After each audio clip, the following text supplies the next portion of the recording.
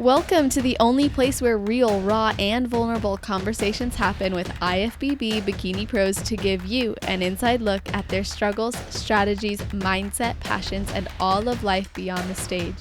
This podcast is made to inspire, motivate, and remind competitors and the average gym goer that even the most extreme lifestyles and elite athletes have their ups and downs.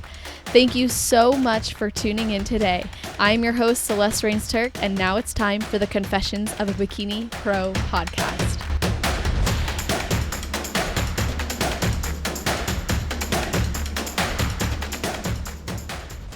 Hello, everyone. Today's guest uses her professional athlete mentality in her own business as a mentor to entrepreneurs and leaders.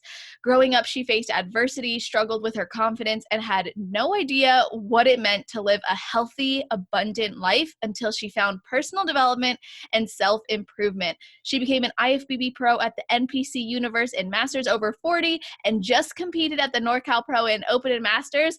Welcome to the show, Jessica Perez-Beebe. How are you doing? Thank you, Celeste. I'm doing great. Really excited to be here. So thanks for the opportunity. Of course. I'm so happy you're here too. I mean, it was just great chatting with you even a little before we started recording. And before we jump into everything I have planned, I always love to ask if there is something you do or think about, or maybe a ritual you have right before your heel hits the stage.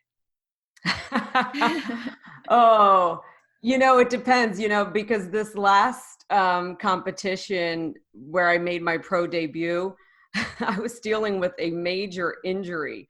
So that ritual was, really just kind of breathing into that space and just kind of visualizing, that pain subsiding and me being able to transition without obvious, any obvious hiccups. So that's kind of where my mind was this most recent time. But, typically I just get a smile on my face and, just really try to enjoy it.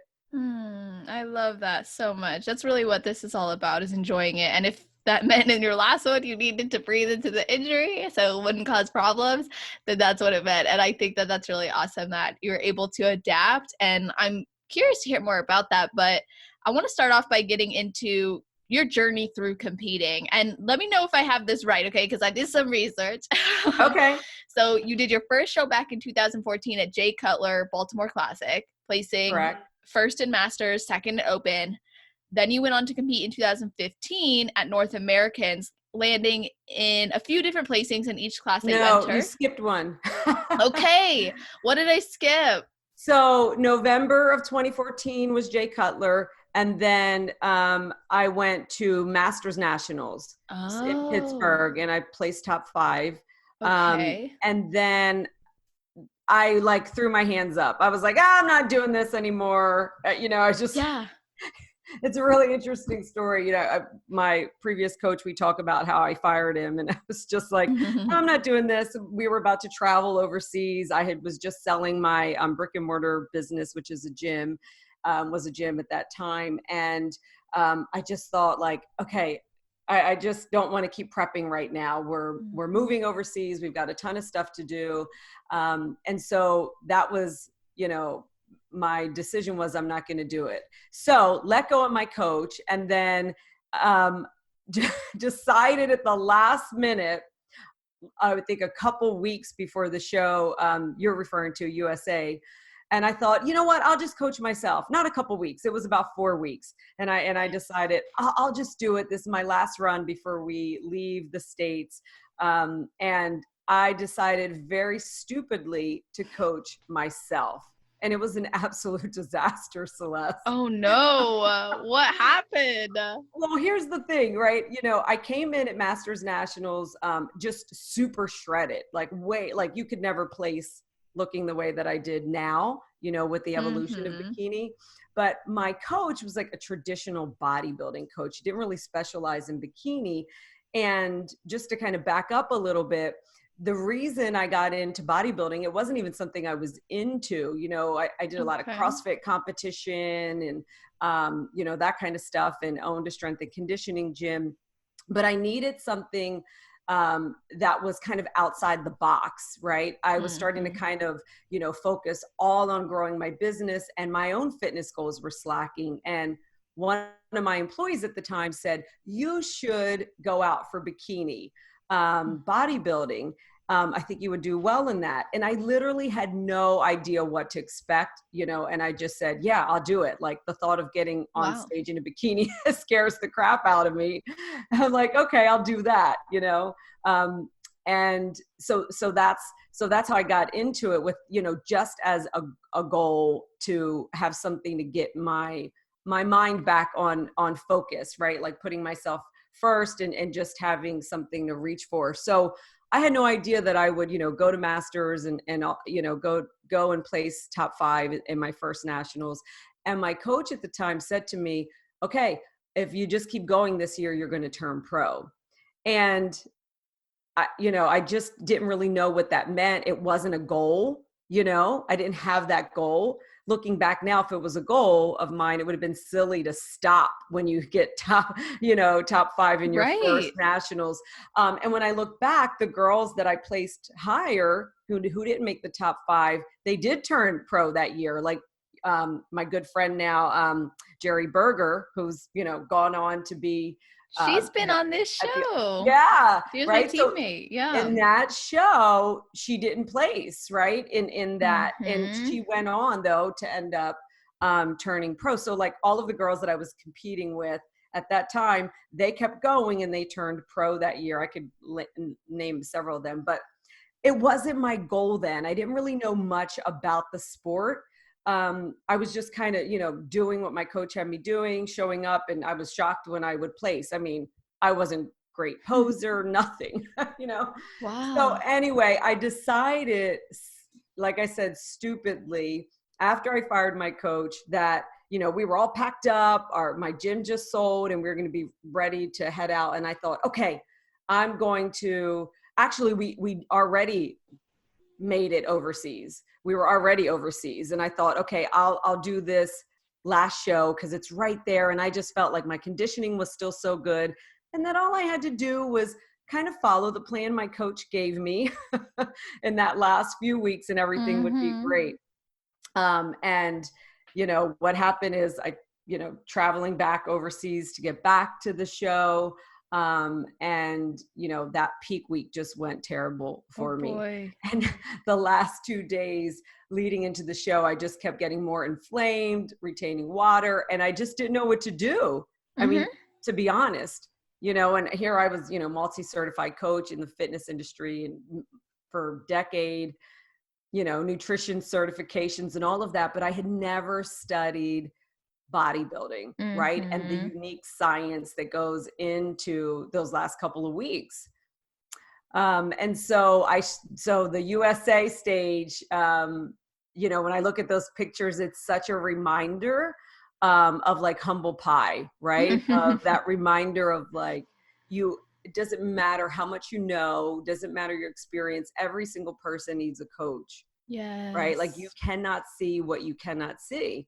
I couldn't see, what was going wrong soon enough to make the tweaks. And then I was just trying to play catch up, So, so to come off of top 5, and then I placed 10th in the open there. And it was a really, really competitive class, but I placed 10th in the open, and I think 6th or 7th in the masters. So it was, it's not one that I was proud of, but it's one that like was the such a life lesson, that I needed at that time. It was like a reminder. And so that was the last show I did for 3.5 years.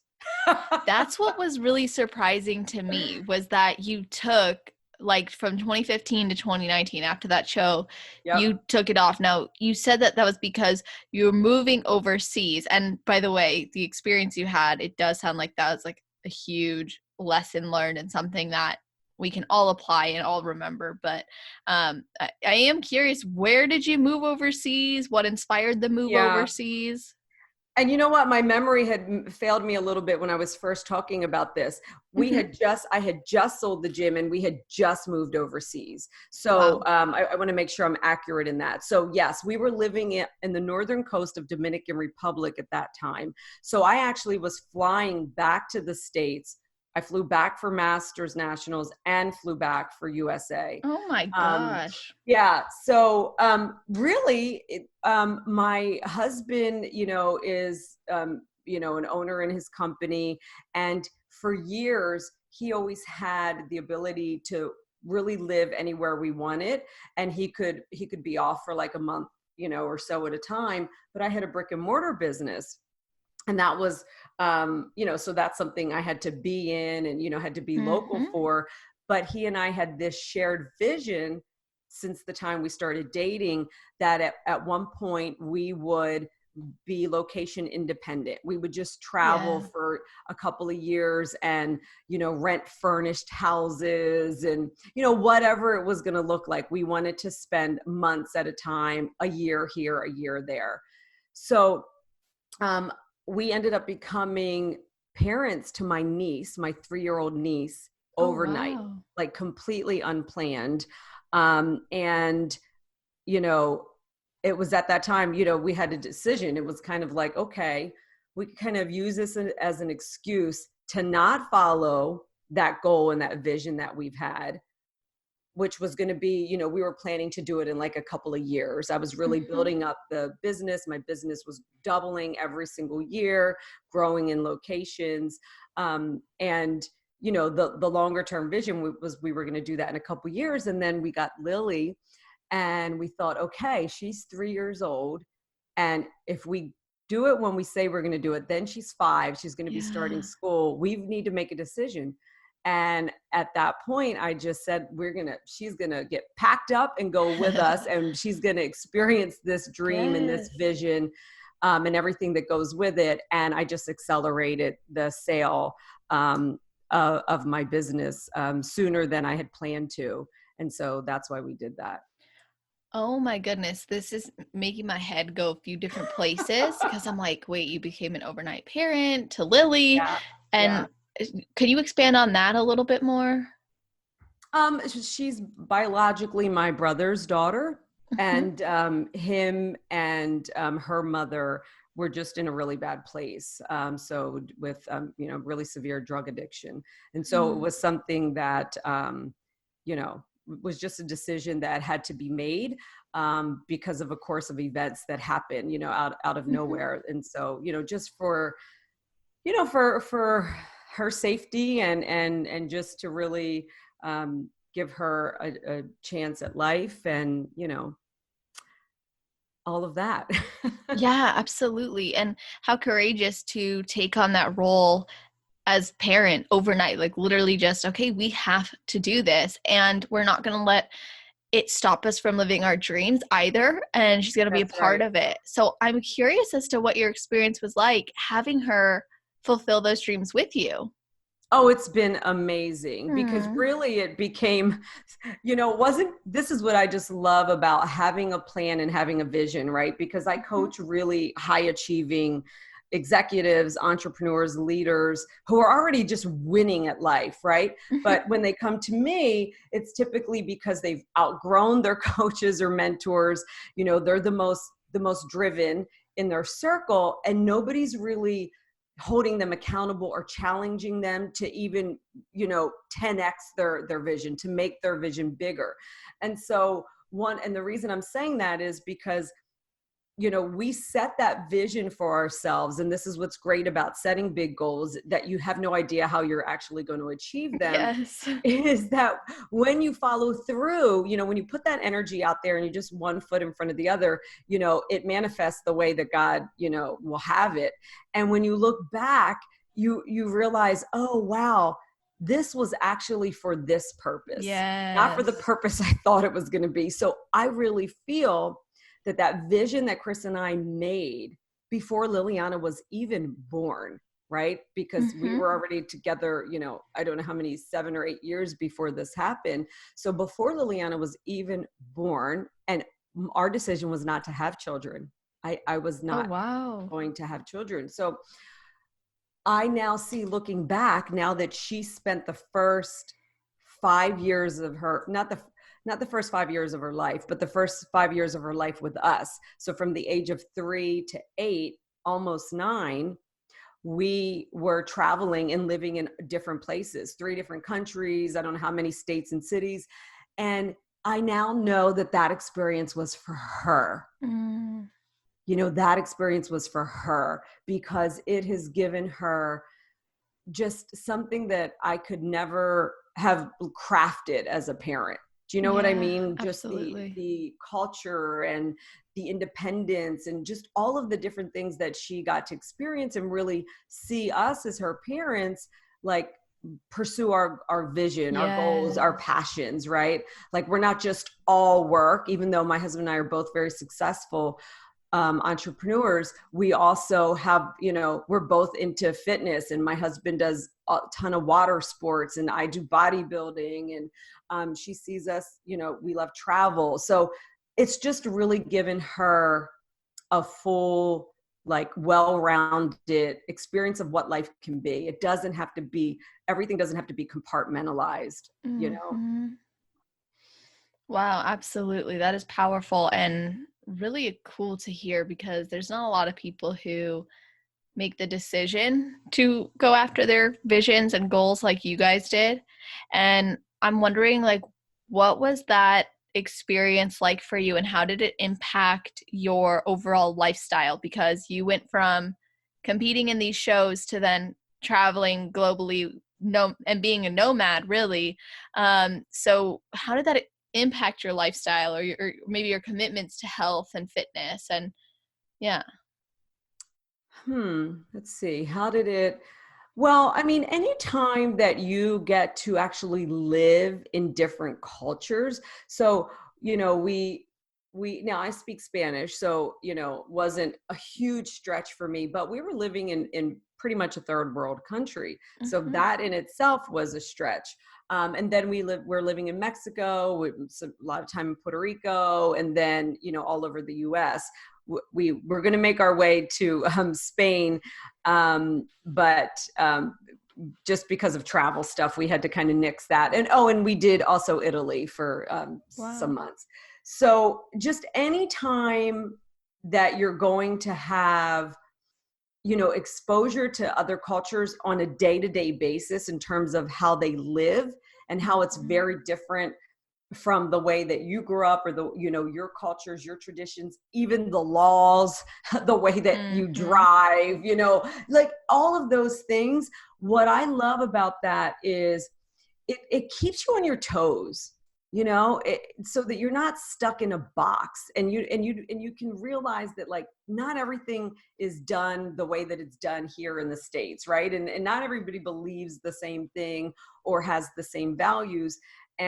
But I would say, so it makes you adaptable, right? It makes you curious. It makes you appreciative of certain things that, you know, maybe you didn't appreciate about your own culture or your own country, or, you know, comforts and things like that. But it also expands your mind in so many ways. I mean, I just feel like I can have conversation with absolutely anybody.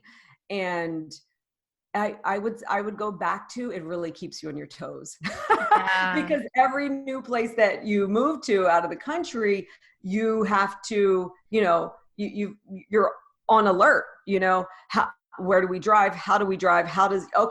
They don't follow, you know, there's no real traffic laws here in this particular country. So you've got to adapt to that. And, or things don't happen as quickly, or, you know, this is, you know, the common exception in, or not exception, but this is accepted in the restaurants, and this is how the families interact. So you're just on alert, you know, which is so good for your brain. So you don't get just complacent and dull, you know? Yes, absolutely. And I mean, it's really cool too, because you get to be exposed to so many of those different things. And when you're constantly really forced to evolve or respond to different stimulus, that's going to show up later on in your life as well. So regardless of what you end up doing or the goals you end up pursuing or situations you go in, now your mind's like, we got this, we've handled things like this before, or we're more than capable of this. And I think that is a really cool part of it. Plus, I'm curious how the nutrition and the working out ended up coming into play during this time in your life, if at all. Yeah, well, I will say I'm a master at that. Because anything that, you practice, and I say this to my daughter all the time when she gets so frustrated with math. She's 10 now. So I remind, what's the phrase? Whatever I practice, I improve. So I've been practicing staying fit and flexible dieting for so long that it doesn't throw me off to be in different situations. Now, does it mean it's not more challenging? I mean, it's not like being on vacation, that's a whole different challenge, but you get settled in, you get back on your plan, and I've been a flexible dieter for so long, so I never ever really feel restricted. I track my macros and I have untracked days. And so that wasn't a problem for me overseas. I was probably in my best shape living in Dominican Republic and in Mexico. That's awesome. Yeah. I love that. And what I think is really cool too is that you are a performance coach and you help others with their mindset in all areas of life. And this is something I can truly appreciate. And I love to hear what other mentors do to help their clients live more fulfilling lives. So I'd like to know what you learned from becoming a professional athlete and traveling the world and living in these different places that you actually teach to your clients to translate in their business and their life. Yeah, well, I'm glad you asked that question, because actually I've been talking so much lately about the parallels of, athletics, but specifically bodybuilding, and success in business and career. Like yesterday I recorded myself while I was, working out, and talking about repetition, right? And how it's repetition in bodybuilding over years, or, maybe your 12 months or your 4 months or whatever, that gets you the results. It's the same thing in your business. So I think, bodybuilding is such a phenomenal discipline of focus, of commitment, and of really trimming the fat, literally and figuratively, right? Because you're removing from your diet, from your training, from your day, all of the things that would distract from the ultimate goal, right? So what happens is people don't look at business or success like that. They try to do a bunch of things at one time. And what I really help people do is really narrow down their focus, trim the fat, like get rid of the people, the habits, the, distractions in your day, and let's focus on one thing, all the way to completion. And so I just think, the discipline, the habits, the lifestyle of bodybuilding has helped me excel really big time and just level up. I mean, right now we're doing a show that airs on August 17th called the Fit AF Entrepreneur Show, where I'm, just like you're interviewing me, I'm interviewing super successful, 6 and multiple 7-figure entrepreneurs who fitness is front and center. And what's interesting? So we're talking about like the same question that you asked me, how does, staying structured and making fitness a priority, how does that actually help you excel in your career? And so we talk about that, but here's what I thought was so interesting is every single person I interviewed starts their day with fitness, right? So you have these super successful entrepreneurs that people think, probably you're just working around the clock nonstop. You roll out of bed, you jump in front of your computer, you grab your phone. And it's not the case with most of us. We don't even start working for a couple of hours. Like it's our fitness first. So, I mean, I don't know if I answered that question. No, definitely. Yeah, but I mean, there's so many. There's a lot of parallels. And yeah. I've coached over 16 years now, thousands of people in 3 different industries, right? So in the health and fitness industry, in entrepreneurship, and in leadership and personal development. So that's kind of like 3 or 4 industries, but across the board, those who have, who prioritize fitness are always the most successful. That's why I love working with athletes. Like, I just know if I've got an athlete in front of me, I just know that whatever we're going to work on behind the scenes in their business or in other areas of their life or career, like, we're going to crush it, because that person already has the discipline, the drive, the focus. They've created the evidence in their life that when they do the small things every day consistently, then they get, the extraordinary result. Absolutely. This is actually something I was just talking about on, well, now it won't be just when this episode comes out, but I was on Bikini and the Brain podcast with Ashley Kaltwasser and Adam Bonilla with Team Elite Physique. Yeah. And we were literally just talking about this, how people who have a history in athletics or who have that athlete mentality or who commit to the small habits every day, they're the ones who end up being more successful. And that was one of the points I was making in regard to maintaining the results you want. It shouldn't be so much of like, I'm either doing this or I'm doing that. I'm either all in or I'm either all out. It's like, if we find that routine, we find that consistency, then we're going to get the results that we want. And, this is the same in business. It's the same in relationships. It's the same in life. Those reps really do add up. And something else you talk about that I can really appreciate is manifestation.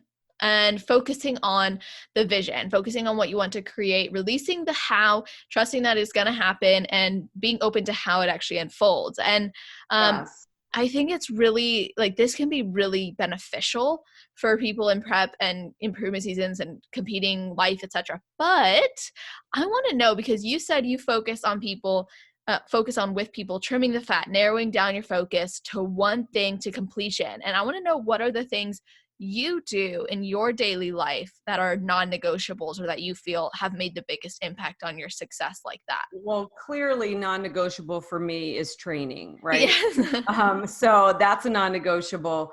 But here's a high performer tip that I use with my clients is that I no longer have to-do lists. Like, they don't exist. The only list I make is like for the grocery store. So what I do though is the night before in the evening, I go over to my big whiteboard and I write down the top 2 most important things that need to get done tomorrow. Sometimes it's just 1, but it's never allowed to be more than 2. So, and those 2 things get done almost always before anything else in my business. So, I'll get up, for me right now, it's like I start and end my day with a long walk, because I live in a beautiful area up in Washington State. I like to be outside in nature, clears my head. I don't even get to my phone or computer or work or anything until that's done. If I'm prepping or whatever, and I've got cardio or HIIT work or something, I'll do all that in the morning. And then I come into my office after I've, done breakfast, done family stuff. And what's on that whiteboard, those 2 most important things, they get done. And then I consider my workday pretty much, a win.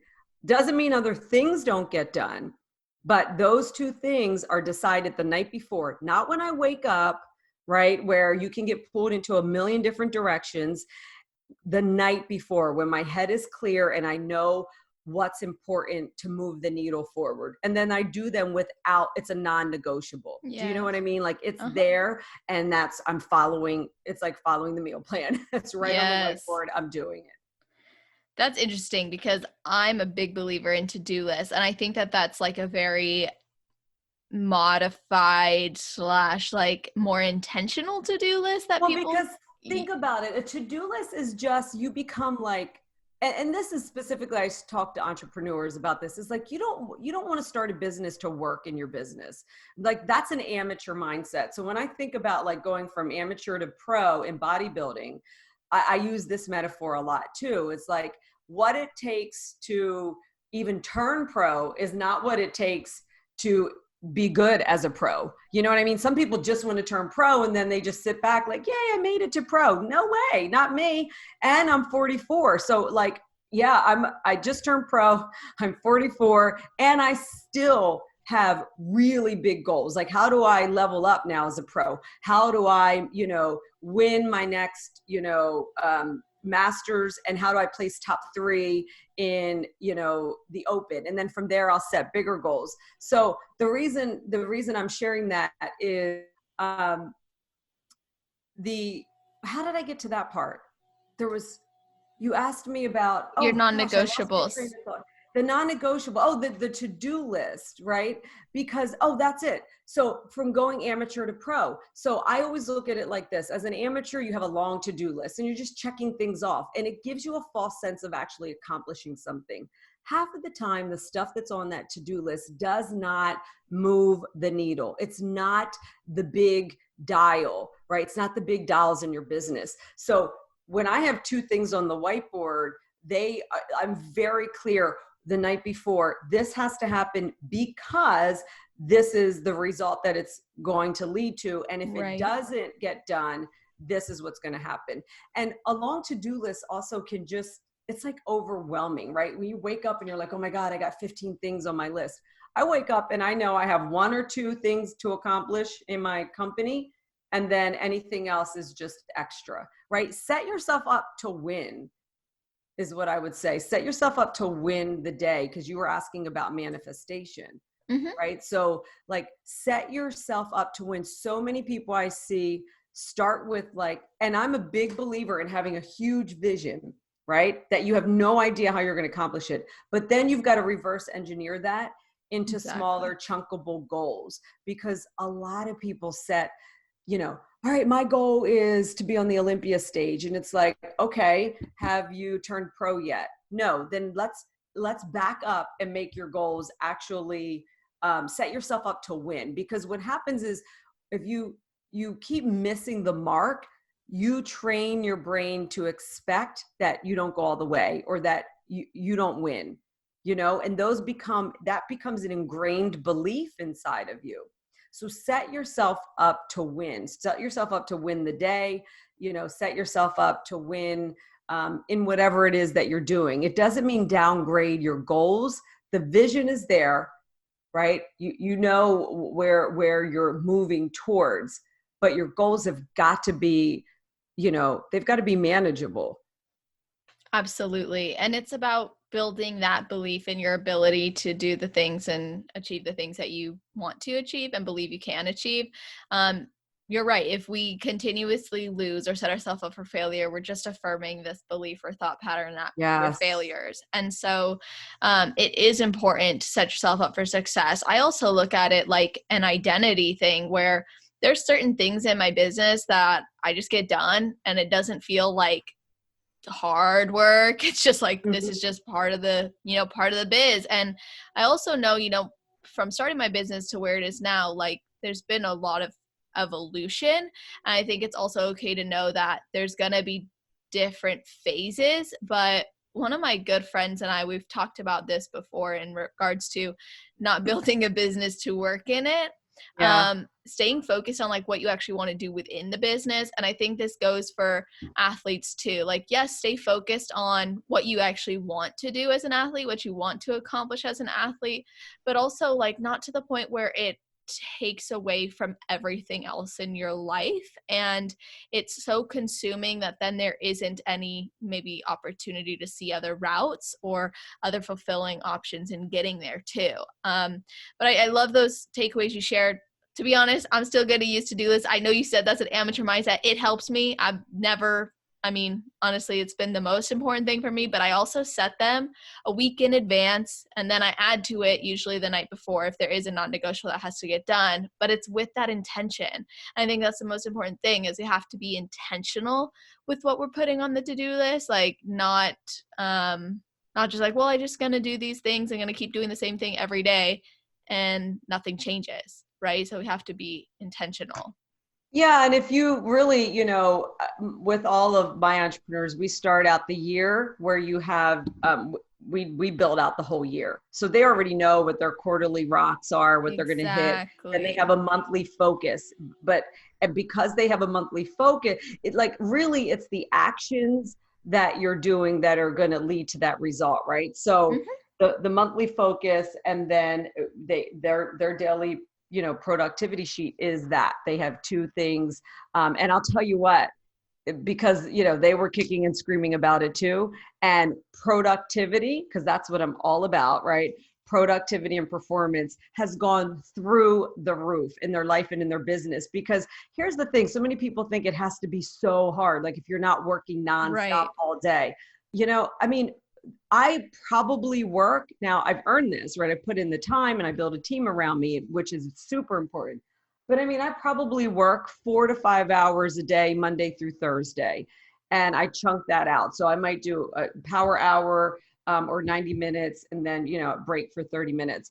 And that's because I minimize. Like I could add 15 more things to the to-do list, but does it really matter? Like read the book, The War of Art, and look at the things that are all the things that are urgent are not important. And so those are the things you don't want to be. I know it's the opposite of how you think. So I would challenge you to just try 1 week, see if that just doing top two most important things because they're going to move my business forward, see if that works for you. And I bet you'll still get the other stuff done if it's important. No, I have no doubt that I would get the other stuff done. I think what I'm trying to make the point of is that there's certain things that are like habitual things that get done, and then there's things that you like set the goal for. And those are maybe what you're referring to as like the top two priorities. I think there's Yeah, like, don't even write the habitual things down. It just creates more clutter. well, I disagree. And I don't want to argue on the Okay. podcast, but here's why I disagree. Because if So you're funny. checking that off of the to-do list, like for me, checking it off the to-do list, it's an efficacy builder. It shows that I got this done. I knocked it out. I'm capable. I also think it's important to recognize that there is that development in business where those are things that I can visually see that I'm doing and go, I'm going to outsource this, or I want to outsource this, or why am I still doing it? To me, it's like a visual cue as well of like, what this is something I don't have to do. This is something I can give someone else eventually. Or maybe this is something I I can understand your know. mindset around it. It's like the checking things off is fulfilling. And I think it's, I don't know. That's exactly it. And that's Mhm. why people do it. It doesn't mean that it leads to the performance that you're looking for. Like if you read any of like the, high performance habits or, Miracle Morning for Entrepreneurs, it's just a common across the board. Like I think with some of them, they say no more than like 4, some of them do 1. But anyway, it's just like a next level of clearing your mind, clearing the clutter, trimming the fat, and having like the big deals, right? Having the big markers as your focus for the day, and even just focusing on a result for the day, because then you never know the things you have to do, like the to-dos may change when you're focused on the result, right? Because things change in the day, or evidence or feedback that you get. So Mhm. um but anyway, Being yeah. intentional, like Being having intentional, having an exactly. intention like before the day so you do know. And I think that comes with like, how are you starting your day? And you said a lot of the successful people you've talked to, they start with prioritizing their fitness or their health, or Yeah. like you said, enjoying something. And I think that sets a big precedent for the day as well, where it's like, this is my intention for the day. And then like when you're looking at the things that need to get done, like you said, maybe that does change. Maybe something comes up that's much more pressing Right. and it has to get done. And then you have to be like, are you comfortable with then letting go of what you thought was necessary? And I think that's something people struggle with, is like, well, I thought I was needing to do this, that, and the other thing, but maybe that's not exactly the biggest part. And I know this has happened to you too before, with obviously just becoming a parent overnight. I mean, that was an unexpected event, but you stayed true to the vision. And the thing that changed was the plan. And I'm sure you probably, Yes, you you know, got it. you just Yep. went backwards. And that's something that in my book I walk people through, is like, okay, what's your big goal? And then how do we chunk it down into, Yes. the smaller things? Because it's important to have the vision. I'm much on the same page with you with like, have the vision, make sure it's really big, and kind of like feels out of touch, like I'm not even part of this reality yet, and then bring that reality into your life Yes. every day now. Yes. And okay, so I like agree. this is what's interesting to me about you too, though. It's like you grew up being raised by a single teen mom. You ate junk food. You felt sick all the time. You didn't know what living out of scarcity really looked like or what it even meant. Right. So what Yeah. was your first encounter with personal development work that made you realize things like the law of attraction, inner work practices, and positive focus could actually help you live a more abundant life? Yeah, I mean, I think it comes from a drive that all high performers have, right? Like, I don't know if it's nature or nurture, or a combination of the two, but I always had a desire to have more, to experience more. I remember times as a child where I would almost detach from my body, right? And kind of be looking down. And I know other people have had this kind of experience. Kind of as a survival mechanism, right? Going through lots of trauma. I grew up in lots of violence and, in the neighborhoods, not so much in my family, some of it, yes.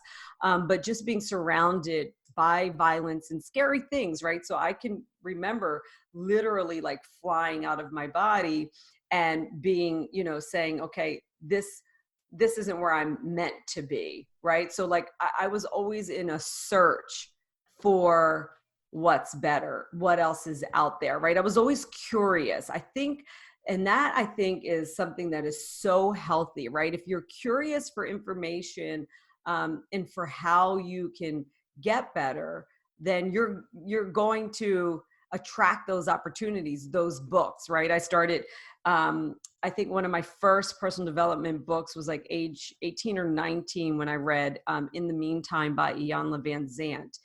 And then at the same time, I started reading quantum physics and Esther Hicks and Louise Hay and all of this other stuff that had me start to realize, how I really had so much responsibility for shifting all of these experiences, that I could now create my circumstances. But on top of that, I will also say there was an opportunity for me when I was in the 8th grade by my school principal and 8th grade teacher who saw something in me. And there was a local school, one of the top school in the tri-state area, an all-girls private school that was looking to scholarship someone in the state. And my principal at the time and the teacher, they knew about it and they talked to my mother about, they thought that I would be a great candidate. So, and that's what happened. I ended up getting this scholarship to this, amazing school that then opened my eyes up even more because, I was just, like you said, a poor girl, and then being exposed to this whole other world, where people had money and were really successful and all of that. It just continued to pique my curiosity for expanding and all of that. So I always had that desire, and I studied in school when I was in grade school and all of that. I would read everything and study, and it was kind of like my escape. From just from reality. One of my favorite quotes by Esther Hicks is something, I can't remember it exactly. It's like a passage, but it's like, wow, God, it's something about your reality doesn't matter. Like somebody's like, face reality or whatever. And she said, why? Like if you're only focusing on your reality and your reality is not what you desire, you're just attracting more of it. So I got really good at no matter what was going on around me. And there was a lot of, and your listeners, I'm sure can relate, so many of us have had trauma and stuff in our past. There was so much that was going on around me that is not the reality I wanted. And I learned early on how to focus on a different reality. Like I remember I used to talk about the fact that I was going to travel all over the world when I was like, 11, 12, and my family never even went on a vacation, right? Like we hadn't even left our state, besides driving to. So I just always knew that it didn't matter what my circumstances were. So somewhere along the line, I learned that. I figured that out, that I could just create whatever I want. It's the same thing with bodybuilding. When I came back after being off 3.5 years, it was because at that moment, I was like, you know what? I'm going to go back and pursue pro. I just locked in my head, and, we did it in the first, show. So anybody can do that. Anybody can really do that if you believe that what you focus on, you can create. And listen, all the women that are on here that turn pro and do all of this, I mean, they're already using some of those skills. They're using visualization. I know as an athlete, that's huge for me, in my past competitive stuff, visualization, which is manifestation. Absolutely. Yeah, no, bunch of girls who've come on here have talked about that and how they utilize that to their advantage or how they've used it in the past. And it can look different for everybody too, which I think is cool. And I think it's awesome that from a young age, you just knew you were meant for more and that life could be bigger. And I think that aligns with the quote of like, the teacher appears when the student is ready. Yeah. And so all those awesome things were presented to you just as you needed them. And I get the sense that you're someone who wouldn't mind talking about like finances because it's something you've helped people with. So I don't help people with finances. I just help them. No, I help them totally, as a result, most of my clients, all of my clients end up making more money, but I don't teach anything around, finances per se.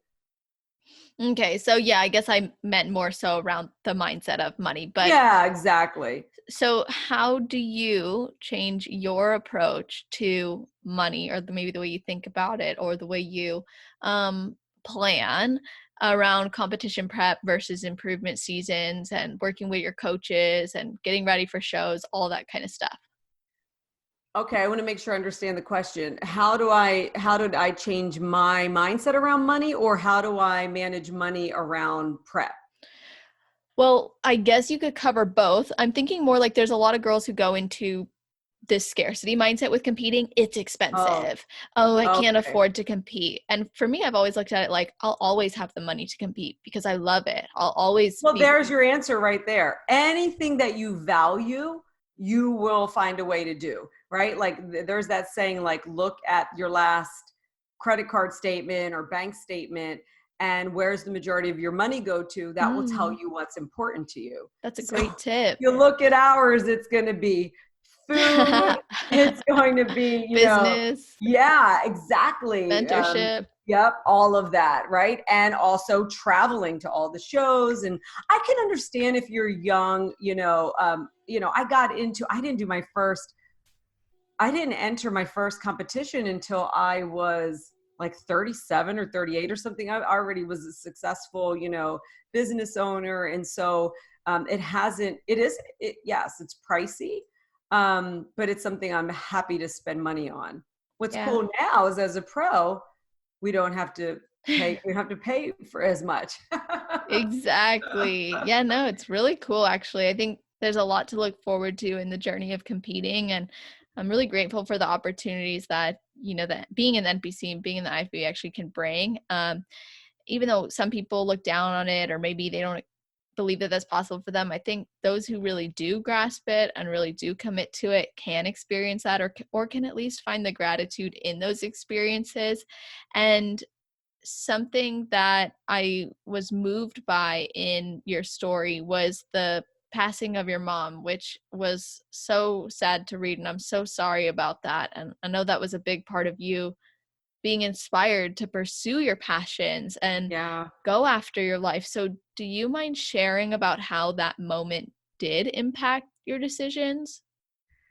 Yeah, my mom was 45. She had just turned 45 a month prior. Wow. And at the time, I guess I was 27, something like that, 26, 27. And or I was 26, about to turn 27 the next month. So I was working at a job, and many people probably can relate to this. I was working at a job that I did not like. First of all, I wasn't good at it. Mm-hmm. I was hired to be the executive assistant for the vice president of a company that is based in France. That was cool. I got to travel there a lot. But we had an office here in the States. Well, not only was my boss like a real asshole, you know, like, I mean, there was some verbal harassment, like kind of like comments, things like that. But the job just wasn't utilizing any of my gifts, my qualities. I mean, I am just such an entrepreneur, but I was squashing that part of me down because I was raised with that scarcity mentality. And, you know, I was the first person in my family to even graduate high school, let alone college, and then to go out and get a great paying job.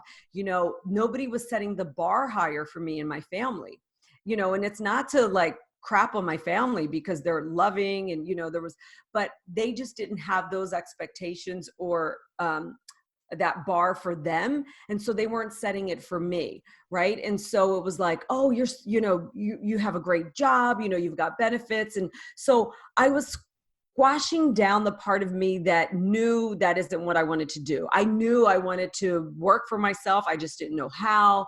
But I wasn't brave enough to go out on a limb and try it. Right. Like I just thought, okay, I'm going to hang on to this job.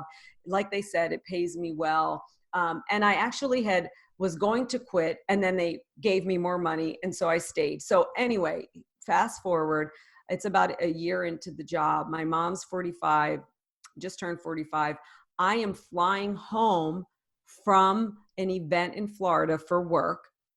And at the same time, or pretty much, you know, after I land or whatever, around that time, my mother was driving to work.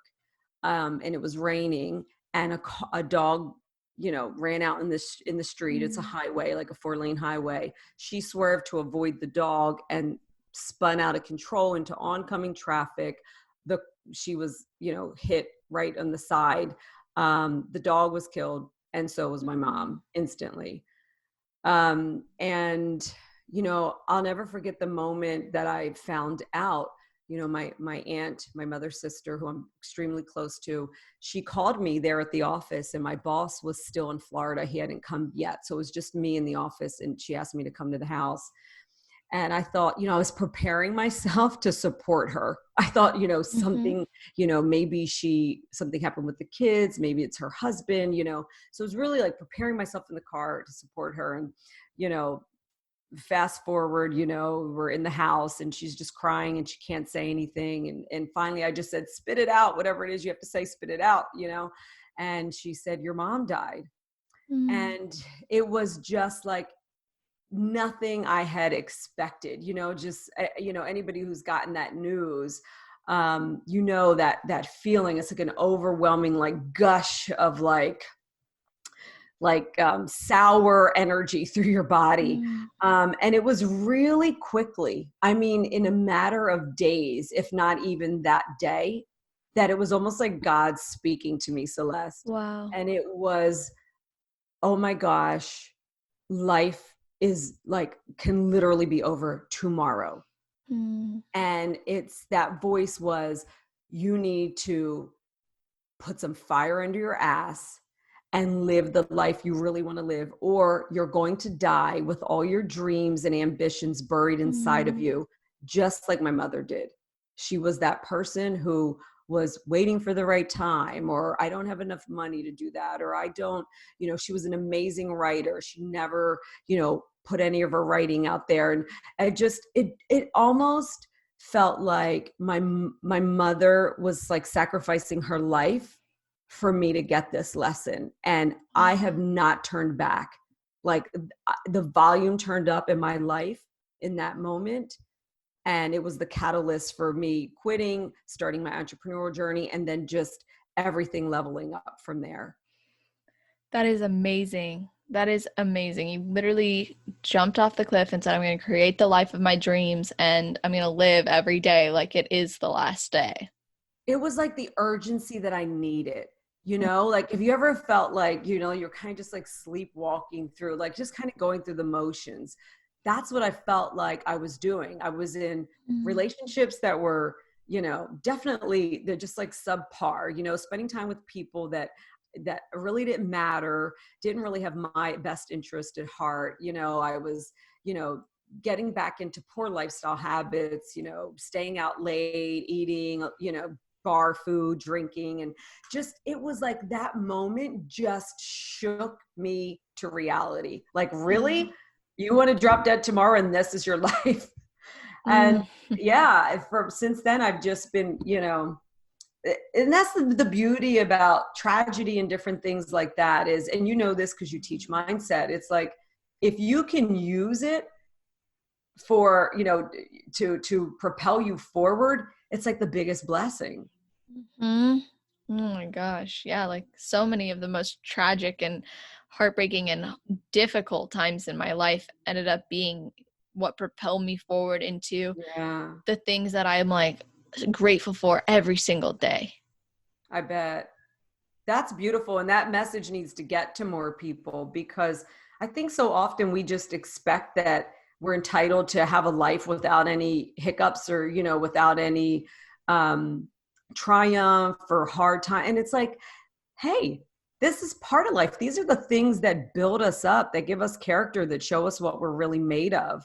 You know, that's what's kind of cool about prep, which you're in right now. You know, it's like those last couple of months, it's like, okay, let's see what I'm really made of. Oh my God. Yeah. When you like, have every reason to want to give up, right? Oh yeah. Shows canceled. Shows Right, postponed. exactly. Shows Well, canceled. that's what I Yep. want to say something about that really quick if we have time. You know, Absolutely. for my pro debut, it kept being cancel, cancel, cancel, right? I was going to ask you about that. Yes. I just kept staying ready. And I remember my coach messaged me because, so I had this SI injury that flared up in the last 5 weeks.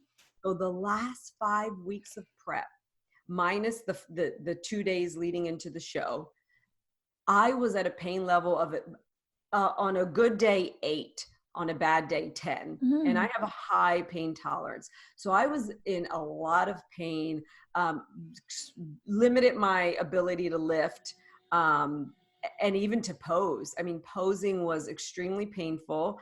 And we just couldn't, you know, figure it out. I was, you know, seeing my chiropractor, seeing my massage therapist, all of this stuff. And I remember Fred messaged me and he's like, man, girl, a weaker person would have so quit by now. And when he said that, I was like, wow, it never even crossed my mind.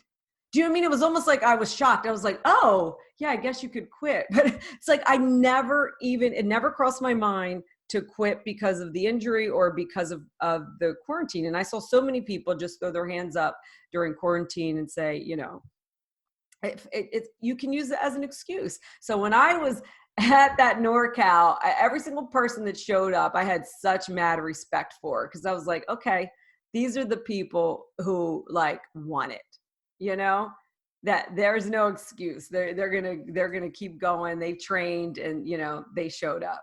So I thought that was really cool. Very cool, very inspiring. And sometimes like I think about the people who did have, you know, throw their hands up or quit or let it stop them. And, you know, I have a lot of, and I know you do too, there's a lot of empathy there, like, if only you kept going, or what could have been. And I think that those are also some of those moments, like we talked about before, where they're gonna be, they could be used as like a, oh shoot, what's it, like they're snapping the rubber band back, launching them forward. You know, I think sometimes those people who feel like maybe they took a step back, because there's a lot of competitors who felt like there were so many expectations on them to just keep going and keep pushing. It's like they were risking their health, you know, they were risking their mindset, you know, their mental health as well, other areas of their life like that they couldn't avoid. Like maybe they no longer had work off anymore, or maybe their kids, they need to start homeschooling their kids. Like there's so many variables. And I think that, you know, for some, they found a way to make it work. And for others, it was like they weren't prepared to face that yet, but they're still growing in other ways. And I love how you said, well, a lot of people were like, didn't want to, they were afraid of how they were going to look without a gym, like yes, without and that that's like training. a big question mark in my mind. I'm like, you make it happen. Like, Yeah. there wasn't, it's like you said, the vocabulary of quitting wasn't there. It was just Didn't like, even, yeah, exactly. it's like, okay, coach, what do we do? Coach, what's And not next? because I'm like, oh, no pain, no gain. Not because of that. It's not like I was, because I mean, I literally just stopped training. It wasn't like I was training through the hip pain. I literally had to stop training lower body. Wow. So and I was limited with some back stuff too. If it was a good day and the pain was lower, if there were certain things I could do, I would do it. But I'm 44 years old, so I've learned not to actually hurt myself.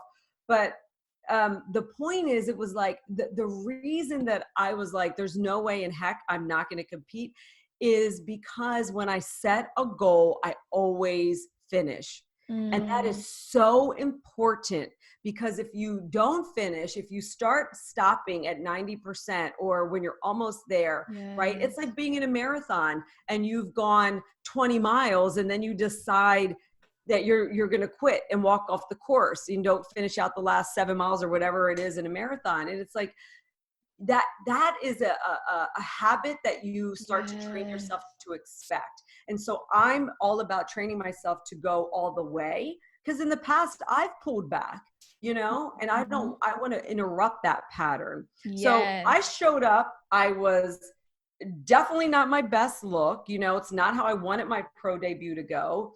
I had a lot of inflammation, the whole thing.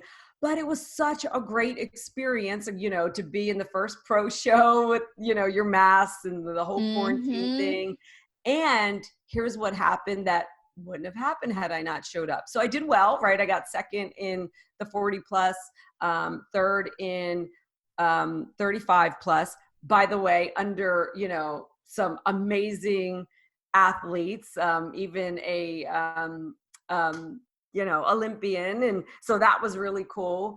I was like, third to last call outs for open, which I totally expected. But here's what happened. The girl who won the Masters 40, won the Masters 35, and was third in the open. Wow. Okay. So I left there with like the goal. Okay. If she can do it, I can do it. Right. So like now the goal is not to just win Masters, but now to be top 3 in the open. So I left it. I was totally inspired by that. Yes. Just like I'm inspired by you, like, okay, Celeste, try not to have a to-do list and see what happens, like.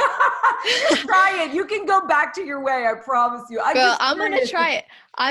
Trust me, like, I'm open to trying anything. Me and you agree on so many things. Yes, so I'm like, okay, like, why wouldn't I try this? So I will. I'll just take the things off that are like the habits, because I don't need to cross it off to know that I'm freaking killing it. Just like, exactly. Yeah. Just like, I'm telling you, my clients were fighting me on it too in the beginning. I swear. That's why I was chuckling. Cause like, I used to be the queen of the long to-do list. Dude, I love a to-do. Like, I genuinely love a to-do list. It gives us a sense of accomplishment, but we have to make sure that we're not training ourselves to think that we have to do 10, 20, 30 things in a day to be accomplished. Because to become a true high performer, it's like, you want to get into that space where it's like, you're like at the end of your day, like, wow, I've got so much free time. Exactly. You want to get to that space where you're being super efficient, right? Like, think of an athlete, right? You want them expelling the least amount of energy that is not for game time, right? It's not, so get the like, maximum result with the least amount of energy and time investment. You have a way of summing up my work. Thank you.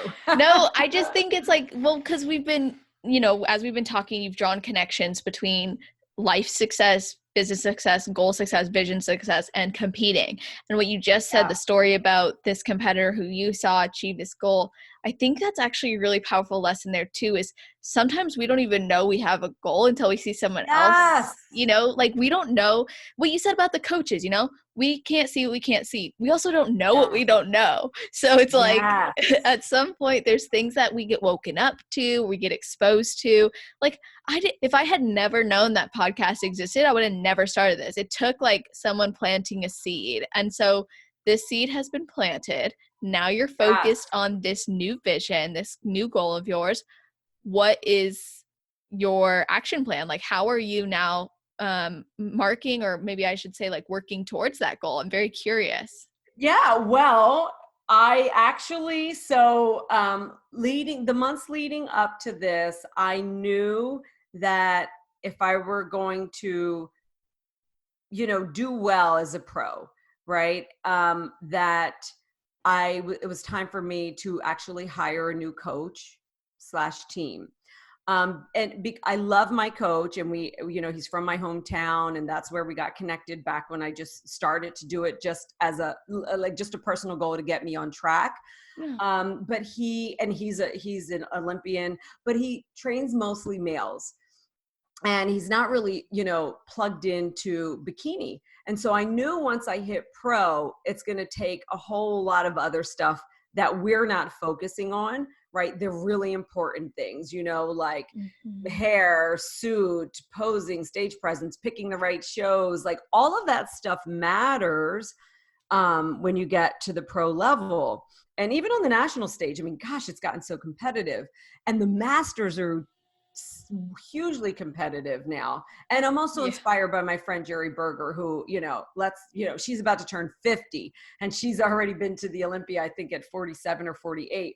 So there's just so much, there's so many goals. So I knew leading up that I was probably going to need to get a new coach. And so that was a tough decision. You've got to make tough decisions in your life as you're leveling up.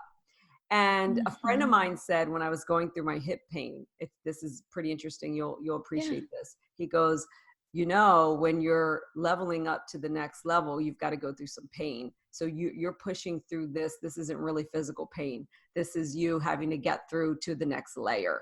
Yes. And I totally knew what he meant, because I also knew I had to make a decision that I was a little bit nervous to make because of how much I, really loved and respected my coach. It was one of those things.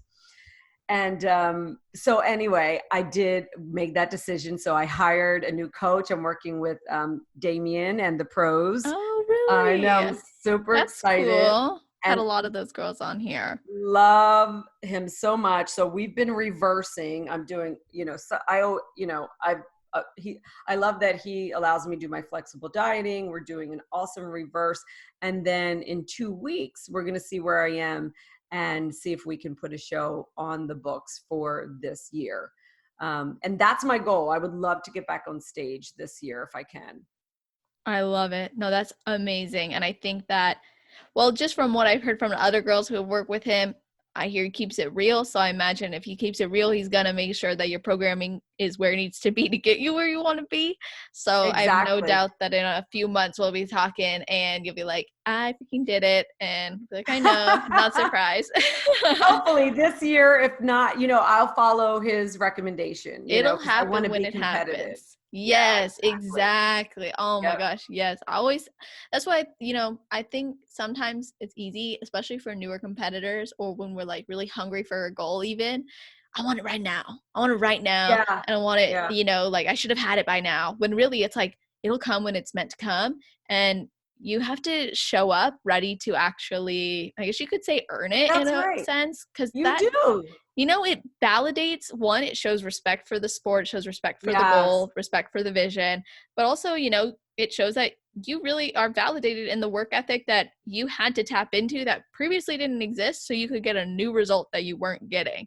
It's like, why wouldn't you want to savor that? Why rush when you can relish, Yes, exactly. This is the thing is it takes time to build your body. It takes time. Like our whole goal was for me to step on stage a few pounds heavier than I was at the national qualifier or at nationals. I'm sorry, when I turned pro. So we went to put on more muscle, more lower body, and that was a whole year of hard work. You know what I mean? Work that I love, but it's still hard work.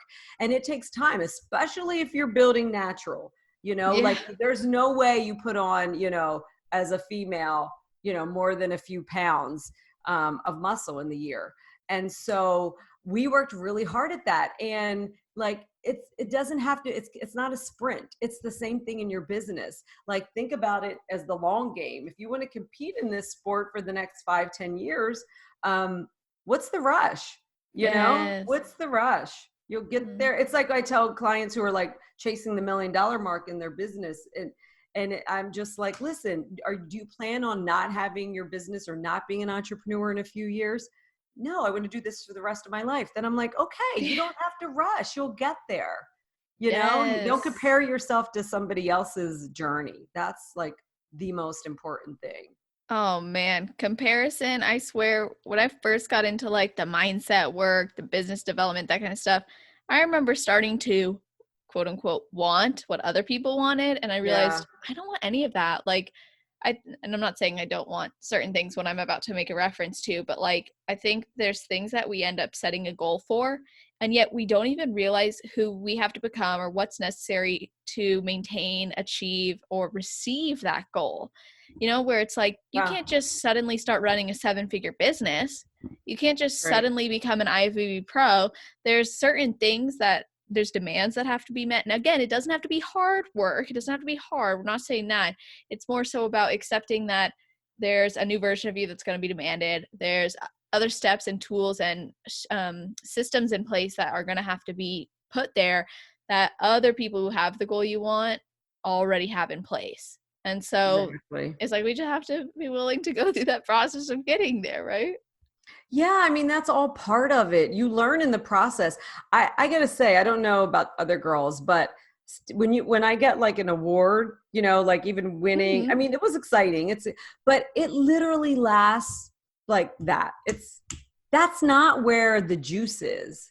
The juice is in the preparation. The juice is it really is in the journey. I know it sounds like such a cliche, but like, okay, I've got a medal, I've got a crown on my head. Like, it doesn't really mean anything to those of us who just love the sport, right? Who love being in the gym, who like, that's where the gold is.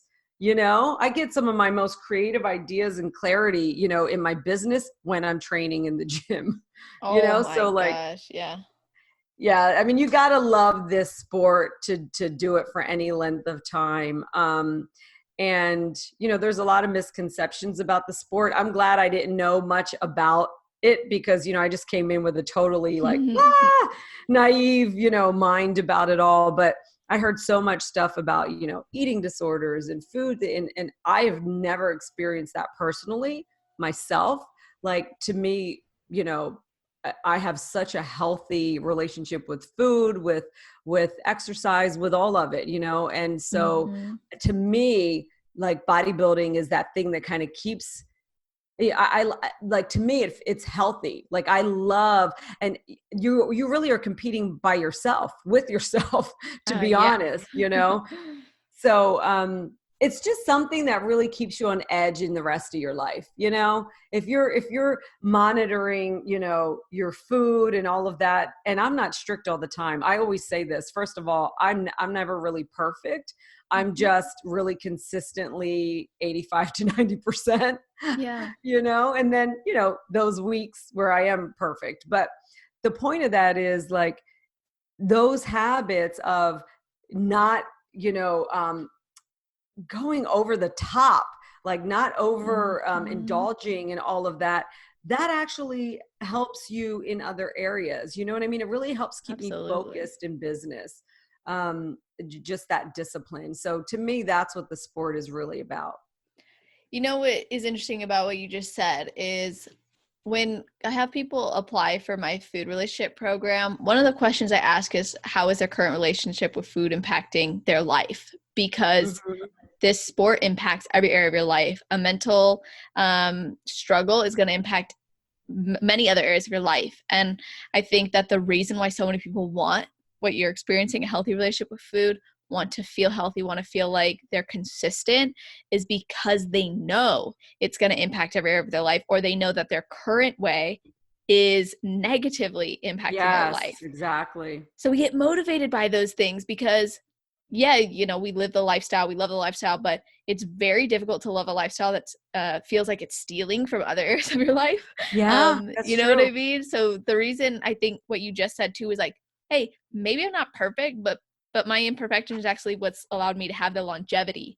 And yes, it's like, if we focus so much on, it goes back to that all or nothing, you know, if I'm all in all the time and then all of a sudden I'm all out and it's like, what the hell happened? It's like, why are we doing that? What if you just found what that's you're the all, part. You're so right? because Yep. that's the part that is unhealthy. And that is why, like, here, this is like just a quick little science type of thing without technical terms. But for the girls who are just like coming in and like, okay, I'm going to do a 14-week prep. I'm going to do a 12-week prep. And then, you know, go back to like, you know, shitty lifestyle and all that. And then I'm going to jump back in and do it. And you're wondering why you have to diet so hard to get to stage. That's why. Like going into, I mean, I eat a lot of calories. My macros are high, and it's because I'm consistent throughout the year, you know, and it's because I don't like you were saying, these extreme highs and lows. So I'm not constantly having to start over again. When you get your metabolism to that healthy place where you're consistently training, you're consistently tracking, you actually, your calories can go up. So that by the time you're cutting, you know, when you're in the last couple of weeks, you're not on some crazy 1,000, 1,200 calorie. You know, it doesn't have to be that way. For some people, it might when you're really small, you know, like the tiny girls. I'm tiny, but I mean, how tall are you? I'm 5'2". Oh, okay. Yeah, you're tiny. Yeah. So, but the point is, like, you know, yeah, you can be eating a good amount of food when you stay consistent. You know, like we've been reverse dieting, and I just finally am leveling out. I was dropping weight as calories were coming up. Yeah. So, you know, and I'm eating, you know, a lot of food. And you know what is like that a Yeah. lot, the definition of a lot can look different for different people based on where they're at. And I always love to challenge people who come to me and they're like, I'm so hungry. I'm like, are you physically hungry? Or are you psychologically hungry because you notice your numbers are less than someone else? That's totally it. Yeah. You know Don't look at other people's numbers. That's why I don't even say. I could tell. I could tell she's not saying numbers because it's like, it is different for everybody. Because it is. Then you'll have somebody like, oh, how come I don't? But, you know, everybody's body's different. And, you know, I've been training and lifting weights for a long time. I maintain a lot of muscle. Yeah, you do. You have amazing muscle. I really do. So you know, all of that factors into it. But the whole point is, well, like speaking into your point, Celeste, of like, it's only a huge struggle when you constantly ebb and flow, you know, when you go from one extreme to the other. Same thing in business. Stop quitting. Like you get that small goal, then you pull back, and then it's like, just stay consistent. You don't have to do anything drastic. Stop looking for the overnight quick fix. Stay in it. Do the small things every day. You don't have to be perfect. 80, 85% every day is going to give you a much better result than 100% for 2 months and then 30% for 4 months. You know? Exactly.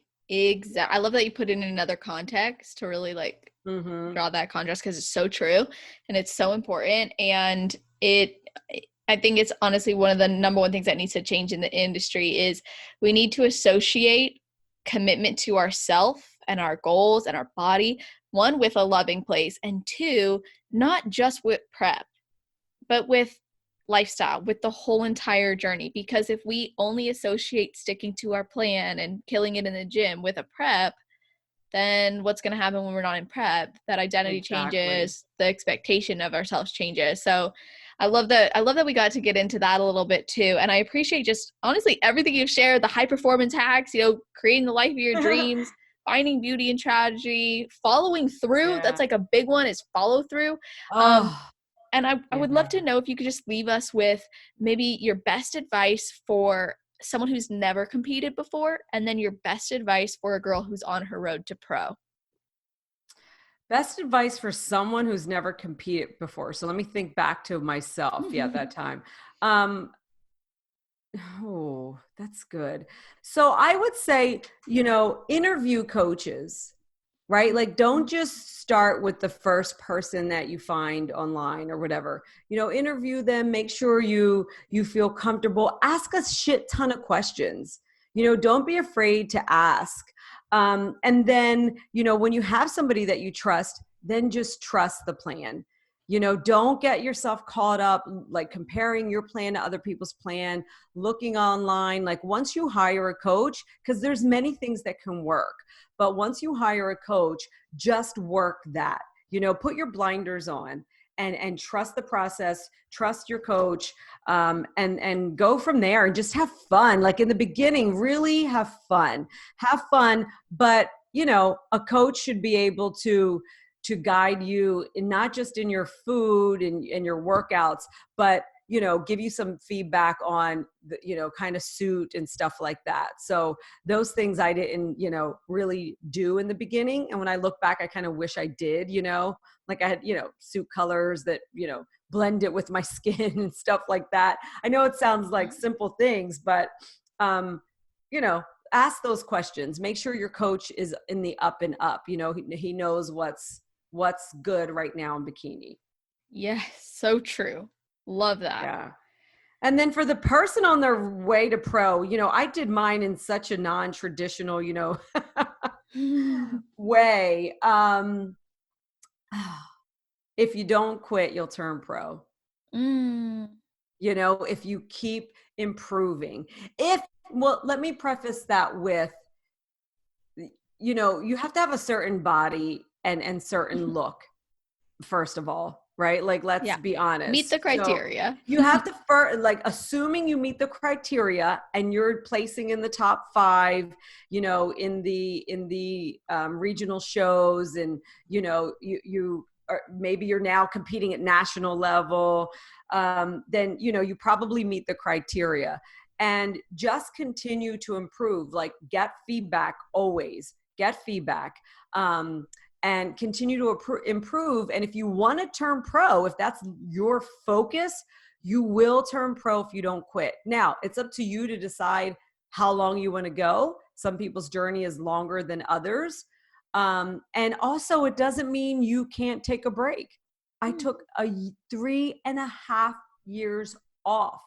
I didn't even intend to come back until about a year before I made the decision. I started kind of twirling it around in my head because I had grown my online business, and I was like, okay, I've got the time, I've got some team in place, and all of that. But if you've got the criteria and you're doing well, just keep getting the feedback from the coaches, keep making the improvements, and just keep going. If you love it, keep going. Why would you stop? And find ways to really be enjoying your life in the meantime. Like, your life does not have to stop just because you're competing, and so that might mean, diet breaks or whatever. That's something you got to work out with your coach, but keep going. I love that. That is such fantastic advice, along with just everything we've talked about and that you've shared. It really resonates and it goes a long way. And I know that the people who apply it and resonate with it will succeed because of it. So I appreciate you coming on and sharing your personal insights, your expertise as well, and just the way you've made this life your own. And I'd love if you could share where everyone could connect with you or find you, so that maybe they could maybe they could work with you if they're in your ideal market, or maybe they could just reach out and connect. That would be great. So I'm on Instagram at Jessica Perez-Beebe. I'm on Facebook at Coach My Mindset. And actually, I don't know when they're listening to this. It'll be the 28th. Yeah, the 28th. Oh, yeah, our show will be probably over by then because we're doing a show right now, the Fit AF Entrepreneur Show. But yeah, and you can also shoot me an email. I answer my emails. Jessica at jessicaperezbeebe.com. So PerezBeebe. Amazing. I will make sure that I put all those links in the show notes page so that you guys can easily go to them and see them and revisit them. And you guys, that's always on celestial.fit/podcast. And if you just scroll all the way down to the bottom, if you're on your phone or you go on your computer and you go to the category section, she's going to have her own category there. So all you have to do is type in Jessica Beebe, or you can find it there. And you'll see all those links and full episode timestamp. So because you're probably listening to this going, man, there were certain things that were said, I want to go back and listen to them again. Well, they'll be stamped, so you'll know where you could find them. So I appreciate you guys tuning in again, and I always love and appreciate when you guys tag us, because I know it means a lot to the athletes too. And Jessica, thank you so much for your time today. Oh, this was so much fun. Thank you, Celeste. And I hope that it was useful for your listeners. And I can't wait to listen to some of these shows that you've recorded recently. So thank you. Of course, absolutely. And I hope that you all have an amazing rest of your day.